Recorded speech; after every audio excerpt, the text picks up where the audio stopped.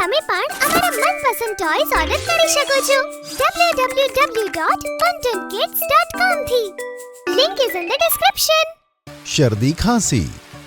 વરસાદ ચાલુ થયો હતો અને રોકાતો જ ન હતો. ગટ્ટુ, ચિંકી અને મમ્મી બાલ્કનીમાં બેઠા હતા. મમ્મી જોને કેટલો સરસ વરસાદ પડે છે.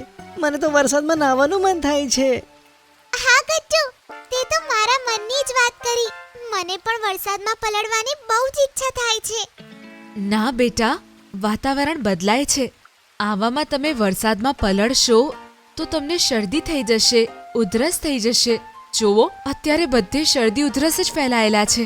અરે મમ્મી પ્લીઝ, અમે ખાલી 10 મિનિટ જ પલળીશું. હા મમ્મી, અમે જલ્દી આવી જઈશું. બસ 10 મિનિટમાં. આટલી જલ્દી થોડી અમને શરદી ઉધરસ થશે. ગટ્ટુ, ચિંકી, બીમાર પડવા માટે 1 મિનિટ પણ બહુ છે. મારી વાત માની જાઓ, જીદ ના કરો. મમ્મી ગટ્ટુ અને ચિંકીને સમજાવવાનો ઘણો પ્રયત્ન કરે છે, પણ તેઓ સમજતા જ નથી. તેઓ પોતાની જીદ મનાઈ જ લે છે અને તેઓ વરસાદમાં પલળવા માટે જતા રહે છે.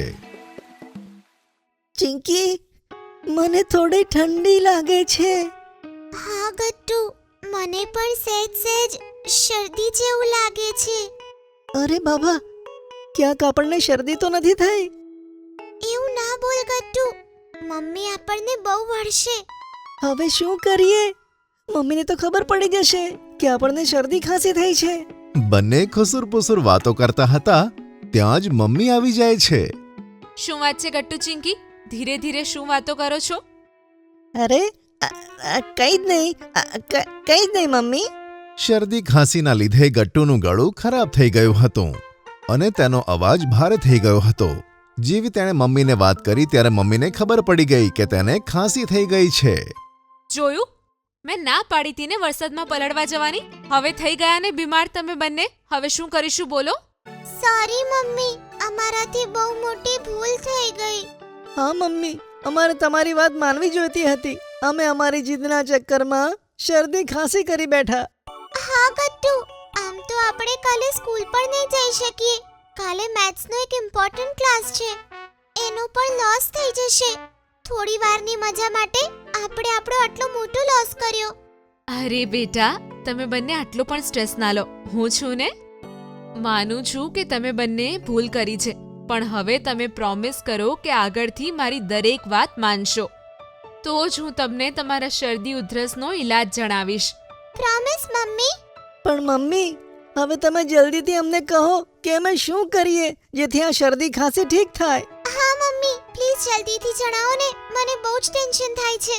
બેટા, હું તમારા માટે મારો સ્પેશિયલ શરદી ઉધરસનો ઉકાળો બનાવું છું, જેનાથી સવાર સુધી તમારી શરદી એકદમ ગાયબ થઈ જશે. સાચે મમ્મી? એવો પણ કોઈ ઉકાળો હોય? તો શું ચિંકી, મમ્મી છે તો બધું પોસિબલ છે.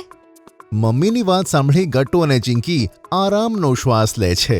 ઠીક છે મમ્મી, તો પછી રાહ શેની જોવાની? તમે જલ્દી પ્લીઝ તમારો સ્પેશિયલ ઉકાળો બનાવી આપો ને. અને ફરીથી સોરી, અમે વરસાદમાં ભીંજાવાની આવી જીદ નહીં કરીએ. કોઈ વાંધો નહીં ગટ્ટુ, ચિંકી. હું ખુશ છું કે તમને તમારી ભૂલ સમજાઈ ગઈ છે. બસ 10 મિનિટ રાહ જુઓ, હું ફટાફટ તમારા માટે ઉકાળો બનાવીને લાવું છું. અને પછી મમ્મી કિચનમાં જાય છે અને પોતાનો સ્પેશિયલ ઉકાળો બનાવે છે. થોડી જ વારમાં ઉકાળાની સુગંધ આવે છે. મમ્મી બંને માટે ઉકાળો લઈને આવે છે. જુઓ બેટા, આ ઉકાળો થોડો કડવો છે, પણ આનાથી તમારી શરદી ફટાફટ ગાયબ થઈ જશે. ગટ્ટુ, ચિંકી ખરાબ ટેસ્ટની વાત સાંભળીને ગભરાય છે, પણ હિંમત કરીને બધો ઉકાળો પી લે છે. આનો ટેસ્ટ તો સારો નથી. મમ્મી, પણ મારી ખાંસી સરખી કરવા માટે મેં તેને આખો પી લીધો. હા મમ્મી, મેં પણ બધો ઉકાળો ખતમ કરી દીધો. વેરી ગુડ બેટા. હવે જોજો, સવાર સુધી તમે બંને એકદમ ફિટ એન્ડ ફાઇન થઈ જશો. બિલકુલ ટેન્શન ના લો અને આરામથી સૂઈ જાઓ. મમ્મીની વાત સાંભળ્યા પછી પણ ગટ્ટુ અને ચિંકીને ટેન્શન થઈ રહી હતી કે તેમણે આવતીકાલે સ્કૂલ મિસ ના કરવી પડે. તેઓ સૂતા સૂતા વાતો કરતા હતા. ચિંકી, તને શું લાગે છે? સવાર સુધી આપણે ઠીક થઈ જઈશું? ખબર નહીં ગટ્ટુ, પણ મને મમ્મી પર ભરોસો છે. એમને કીધું છે કે એમના સ્પેશિયલ ઉકાળાથી આપણી તબિયત ઠીક થઈ જશે, તો થઈ જ જશે. હા ચિંકી, તો રાહ જોઈએ. મમ્મીના ઉકાળાની મેજિકનો. પછી બંને સૂઈ જાય છે અને સવારે મમ્મી તેમને ઉઠાવે છે. ગટ્ટુ ચિંકી ઉઠો બેટા. આવો મારી પાસે, જોઉં તો તમારી તબિયત કેવી છે. મમ્મી એક એક કરીને તેમને ચેક કરે છે અને રાહતનો શ્વાસ લે છે. તમને કેવું ફીલ થાય છે હવે? મમ્મી, મને તો પહેલા કરતા સારું ફીલ થાય છે. હા મમ્મી, મને પણ મારી તબિયત એકદમ ઠીક લાગે છે. હવે અમે બંને સ્કૂલ જઈ શકીશું. વાહ મમ્મી, તમારો મેજિકલ ઉકાળો તો જોરદાર હતો. એક જ રાતમાં અમારી શરદી ખાંસી ગાયબ. હા બેટા, મમ્મી આમ જ મેજિક કરે પોતાના બાળકો માટે. ચલો હવે તમે ફટાફટ રેડી થાઓ અને સ્કૂલે જાઓ. હવે તમે આરામથી તમારી મેથ્સની ક્લાસ અટેન્ડ કરો, ઠીક છે? હા મમ્મી.